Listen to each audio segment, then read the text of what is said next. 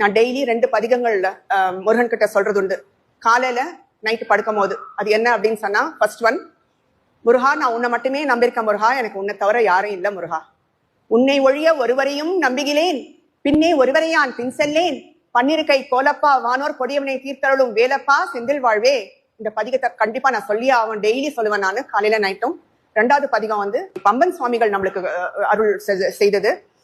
எழும்போதும் வேலும் மயிலும் என்பேன், எழுந்து மழுந்து தொழும்போதும் வேலும் மயிலும் என்பேன், தொழுது உருகி அழும்போதும் வேலும் மயிலும் என்பேன், அடியேன் உடலம் விழும்போதும் வேலும் மயிலும் என்பேன் செந்தில் வேலவனே.